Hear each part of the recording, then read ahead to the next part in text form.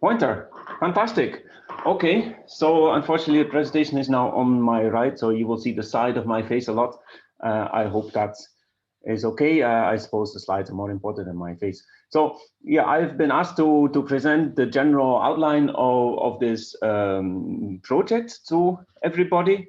Of course, the project is called Plasmon Enhanced Terahertz Electron Paramagnetic Resonance.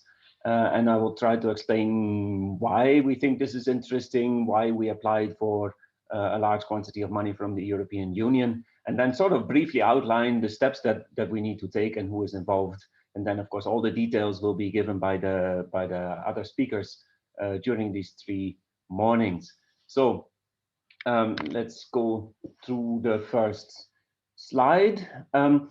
So what we want to do is combine the advantages of high frequency EPR, so the high sensitivity, the high resolution, spectral resolution, with scanning probe microscopies. This has never been done before. So as we will see, there are a lot of challenges involved in this. And of course, it was our aim in the 3 years of the FET Open project, is a FET Open project to achieve a working prototype. And we will see during these 3 days how far we managed to get so far. Of course, there's still some time left in the project. So that means that we have a number of things that have never been done before. One is to combine EPR, so high frequency EPR, with plasmonics, so using antenna structures to focus the magnetic field of the terahertz radiation to enhance the sensitivity of EPR, which is of course an inherently insensitive technique, but also this allows us then to obtain a certain spatial resolution, especially when we combine the EPR method with scanning probe techniques. So this was always, this is of course the biggest challenge to not only enhance the sensitivity of EPR, but also then to locally, to be able locally to record the EPR spectra. And of course, this project then will contribute to the closing of the terahertz gap in the sense that terahertz methods are always technologically challenging because especially radiation sources tend to be rather weak. Good. So then, of course, not everybody here is an EPR expert. The people that will speak, the invited speakers later today, of course, are, but certainly not all participants. So the question is, why do electron paramagnetic resonance? Electron paramagnetic resonance is essentially looking at radiation-induced, so electromagnetic radiation-induced spin orientation changes of unpaired electrons. And as such, it is used widely in biology to look at the active centers in enzymes, but also in structural biology to look at the structure of proteins and macromolecules in solution.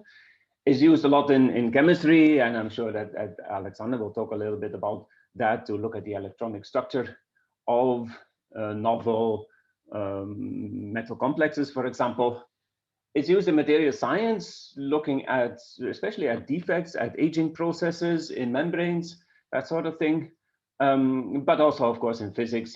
In the end, of course, EPR is the basis of all the spin-based, let's say, quantum technologies, but also in correlated systems. And I guess Sergei will talk about that. So as such, it is an old and widely spread technique, which as I said, looks specifically at unpaired electrons. It's not influenced by the diamagnetic matrix. Now, the question then is, why go to higher frequencies? And one reason is that if there are more than one unpaired electrons, this can lead to large anisotropies, which means splittings between the electron orientations, and these splittings can be much larger than the microwave frequencies at low frequencies. So to have access to these large energy splittings, it is essential to go to higher frequencies. Mostly, however, the reason why people go to higher frequencies is to increase the G-value resolution, essentially similar to the chemical shift in NMR, which is this term in the spin Hamiltonian. So the splitting here is proportional to the applied field. And that means that in principle, I can increase the resolution, as you can see in this picture here, at the conventional frequencies of about 10 gigahertz.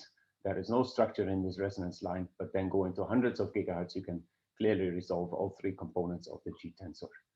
And of course, just as in NMR, using higher fields leads to larger splittings, therefore larger Boltzmann population differences, and therefore in principle higher sensitivities.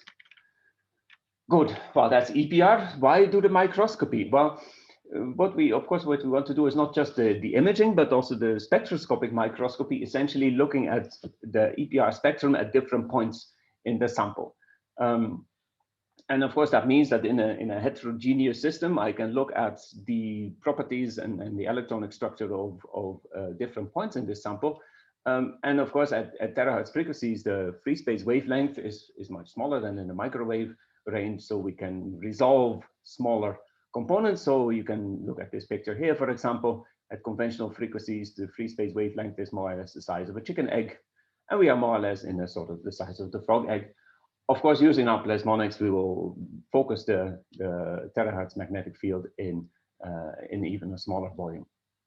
And of course, an application can be to look at this sort of novel battery material which has failed, and by EDX I can look at which elements are here. But it would be very interesting to see what the electronic structure of this point here is, or this point.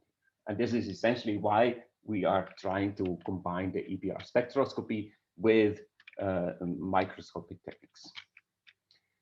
Now, EPR typically uses resonators, so structures that resonantly enhance the intensity of the field. And the reason for that is that EPR transitions are magnetic dipole transitions, which are inherently, let's say, about 3 orders of magnitude weaker than electric dipole transistors, such as vibrational transistors and so on and so forth.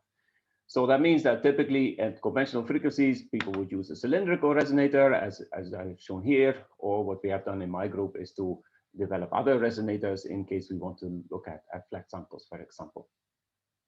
And these are 3-dimensional resonators, and this works also very well in the terahertz range. So we have also implemented a Favre-Perot resonator, so essentially 2 parallel, or 1 spherical and 1 flat mirror, to enhance the radiation. These are Q factors of 1000, and of course this works very well. Then the question is, of course, why not use this in our project? And there are 2 reasons for that. One is that the filling factor, so the amount of the mode in the resonator that is taken up by the sample, is very small in 3-dimensional resonators. So that means that if I'm looking at the surface, if I'm looking at a thin film, the signal is inherently weak because I'm only filling a small volume of the resonator mode. And of course, the other thing is that it is very difficult to imagine using a resonator such as this or such as this to do imaging, so to use the microscopic part of the technique. Now, 2-dimensional resonators don't have this problem because, of course, they enhance the field in an area which is close to the surface. And therefore, many people have developed 2-dimensional resonators at conventional frequencies, such as these omega type resonators or coplanar waveguide resonators, which are very popular in especially quantum technologies, quantum computing, and so on and so forth. But these also work in gigahertz, in hundreds of gigahertz or the terahertz range, such as these split ring resonators. Now, we have opted for a different type of structure, which is this diabolo structure, and this will be explained in great detail, so I will not go into these details here, which enhance the microwave or the terahertz magnetic field in this bridge area of this sort of diabolo structure. And one of the reasons is that these are more compatible with scanning probe tips. Now, not only do we want to do a high frequency EPR combined with plasmonics, combined with a microscopy, but we would like to do this at high fields and also low temperatures, which is another challenge, of course, in this project. And the reason for that is that by going to higher fields, as I've explained before, I'm increasing the Boltzmann population difference. So going from the half a Tesla or so in conventional frequencies to the 10, 15 Tesla that we are going to use here, we are already gaining about 2 orders of magnitude in sensitivity. And the question is, of course, why not go to very high fields? And then, of course, we have to make the trade-off between fields that are available in the laboratory. Of course, I can buy magnets up to, let's say, almost 25 Tesla, but they will bankrupt the EU more or less. So we will stay in this sort of frequency field range of about 12 Tesla. And this leads us to frequencies of about 300 gigahertz, which is also a frequency that is still where sources still have some intensity. Once you go to these higher frequencies, the source intensity becomes very, very small. Good. So I've already given you an indication of what sort of challenges we are facing. We have to make these structures that plasmonically enhance the terahertz magnetic field. So we have to demonstrate that they actually do this. This we have done, as we will see tomorrow. We have to integrate this sort of Diablo structure into a scanning probe tip, which schematically looks like this. This we have also achieved, as we will see during this workshop. And then we have to integrate the whole thing into a scanning probe unit. And of course, here, one of the bigger challenges is going to be that we have to do, this has to work at low temperatures, this has to work also at high fields. And then the final part, of course, then we will have a tip which locally enhances the terahertz magnetic field. And this will give some weak scattering signal. And we will have to see if we can read this out. So all in all, I would say a rather challenging project, especially given that there's 3 years available to achieve these things. But of course, this is what future and emerging technology so fed. Once a radical vision, of course, we are dealing with unpaired electrons. So in that sense, the vision is always radical. The technological target is clear. We are developing a new type of methodology, which has a wide range of applications, including material science, battery research, but also biology. So I think that is also fulfilled. And of course, it is ambitious, as I've tried to explain to you, and it is very interdisciplinary. It features chemistry, physics, but certainly very different communities that normally don't talk to each other. So terahertz, plasmonics, EPR, microscopy. And I would say already after the years that we have been working on this, this has been extremely successful in getting different communities to talk to each other. Now, of course, this is a European project, so it features a number of European partners. The project is led by Professor Thomas Sikola from the Brno University of Technology and the Central European Institute of Technology, CETEC, in Brno in the Czech Republic. Much of the instrumentation is developed by TK Instruments, Thomas Keating Instruments, and the person leading this is Richard Wild. And then Rainer, of course, who is from Nanogune, who is organizing this workshop, is an expert in scanning probe microscopy, as we will see, and ourselves, of course, as EPR people. This is Bojana. She is making sure that we deliver our deliverables in time and write the reports and make sure that we stay on track and not get distracted from what we should do and what we promised to the EU to do. I will just briefly introduce some of the people involved. Here, many of these people will give talks later on during this workshop, so you have already seen some their faces and the organizations that they belong to. So first of all, CETEC, of course, they are experts in nanostructures, plasmonics, that sort of thing. These are Thomas Sikola, Vladimir Šápek, Martin Toyn, Jan Čacha, and Petr Neugebauer. Involved is also Ninovision, which is a small company who is somehow related to the university. They make scanning probe equipment and win prizes with that and so on and so forth. And they have also been very important in developing the scanning probe part of this instrument that we are building. This is our own group. We look at molecular magnets by EPR techniques, mostly in high frequencies, as we will see later on today, but also conventional frequencies, pulse EPR. Dominic, Lorenzo, and Martin are the people involved from our side.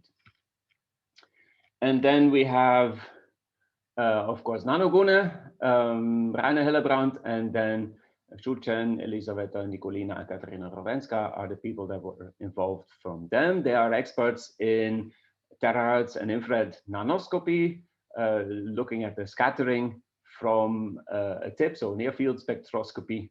And of course, Rainer has much experience in commercializing, so using these techniques and commercializing instruments by a near spec that he was involved in from the start.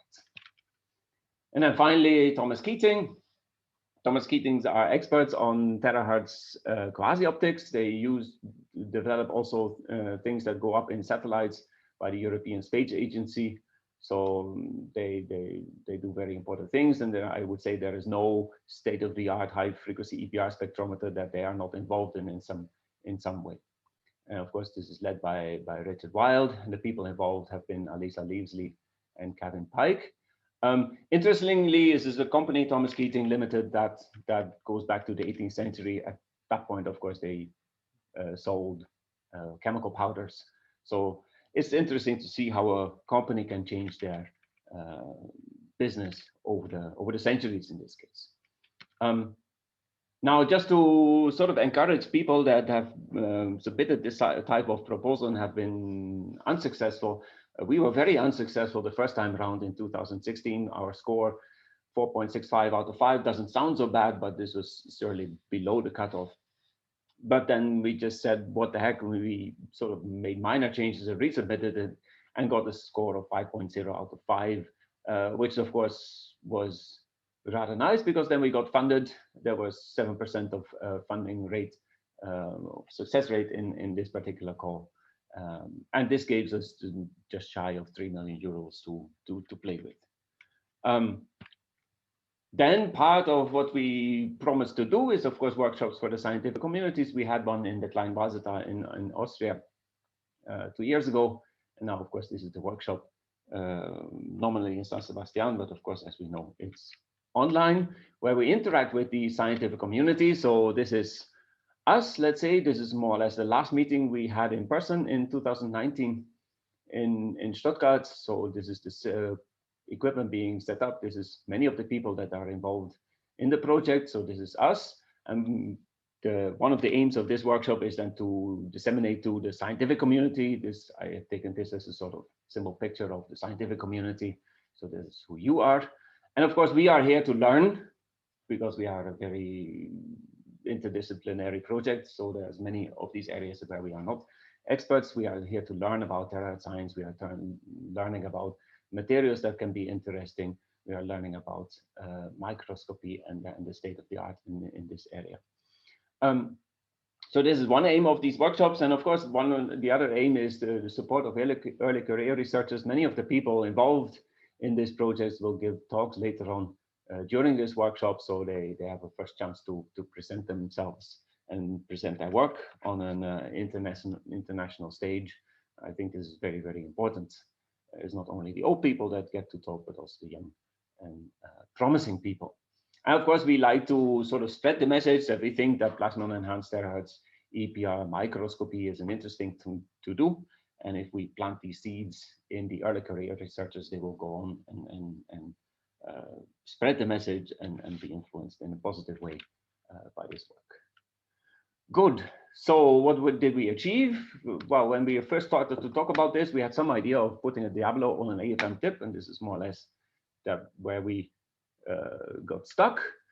Then by the time we submitted the proposal, we had already progressed to something with an AFM type of tip and some terahertz, and you can see it's still rather vague how the terahertz is going to interact with the sample and the tip, and some sort of positioning mechanism.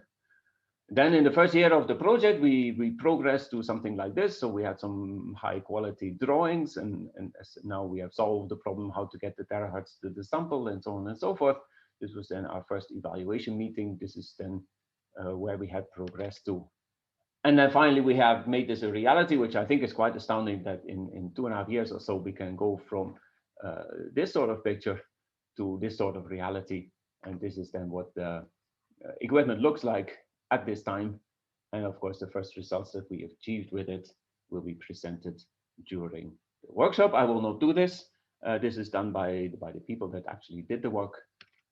And therefore, I will at this point stop the presentation. Thank you very much. I hope I could give you some indication of what we are trying to do and what we are trying to, why we are trying to do this. And as I said, we will see now during the 3 days the different aspects of this project: the terahertz, the EPR spectroscopy, and the scanning probe microscopy. So I wish everybody a fantastic workshop. And well, thank you very much for your attention. Yeah, thank you, Joris, very much for this nice overview on the Peter project. So we have a few minutes before we start with the first session. So if there are any questions, then please raise your hand or write something into the chat. If it could happen that there are already now some questions. Maybe I can ask one question. Yes. Sergey Zyagin. So actually, guys, very nice introduction. So actually what you're doing kind of a snow with terahertz radiation or sub-terahertz radiation, right? Correct. Yeah. Okay. So we try to locally enhance the terahertz magnetic field in the area of the tip. Of course, the details will be given later on, and then to see if we can combine EPR with scanning probe. Which means it's snow, but kind of, just looking at some resonance phenomena. So you're combining terahertz or sub-terahertz EPR and microscopy, yes? Exactly. I see.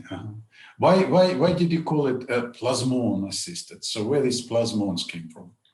So the plasmons, I have to go back, I suppose. So essentially it is here, right? So this is a resonant structure on the AFM tip. And of course, this is a resonant structure. And then of course we can have a long discussion to what extent this is plasmonics or can be described in terms of currents like you would do in an EPR resonator. There are I would say two schools in this area. So some people, they say that you can only call it plasmonics if you are somehow in the infrared or visible range, or also at lower frequencies. So in essence, the plasmonics is the fact that the terahertz field is resonantly enhanced by these sorts of structures. Okay, I see. Thank you.